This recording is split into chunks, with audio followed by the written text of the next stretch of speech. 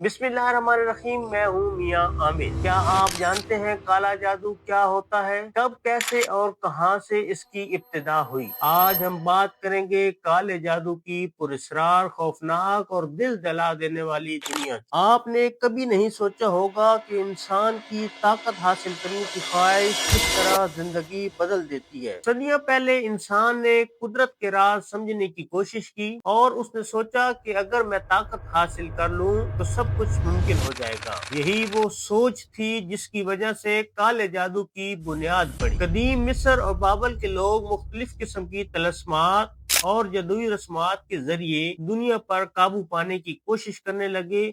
उसी दौरान कुछ लोगों ने इसके खतरात को भांप लिया और खौफ में मुब्तला हो गए। शुरू में इंसान ने एक ऐसा इल्म सीखा जो रूहानी इल्म था और उसकी मदद से वो अपने खुदा से जुड़ने लगा। यानी कि शुरू में जादू का इल्म रूहानी मकासद, बीमारियों के इलाज और अपनी फसल की बेहतरी के लिए इस्तेमाल होता था। बाद सूफियाना अमाल में ये इल्म तरक्की की बुनियाद बना, लेकिन ये सब खुदा की रजा और मुस्बत मकासद के तहत था। जमाना आगे बढ़ा, लोगों ने इस इल्म में बिगाड़ पैदा किया और शैतानी अमल का इजाफा करके इससे लोगों को नुकसान पहुंचाने लगे, जिसकी वजह से ये रूहानी इल्म काले जादू की शक्ल इख्तियार कर गया। और इसी वजह से आज लोग इस काले जादू के जरिए अपने रिश्तेदारों, दोस्तों और दुश्मनों को नुकसान पहुंचाने की कोशिश करते हैं और इसका इस्तेमाल करते हैं। यहाँ मैं ये वाज़ह करना चाहूंगा कि कुरान ने वाज़ह तौर पर खबरदार किया है और फरमाया है, और लोग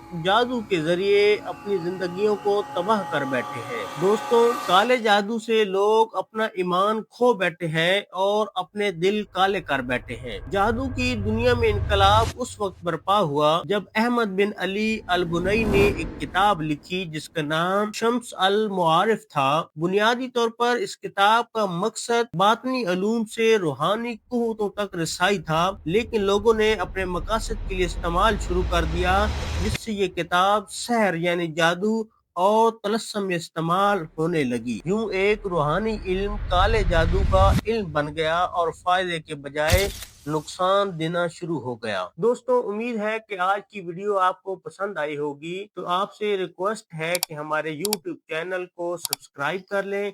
शुक्रिया।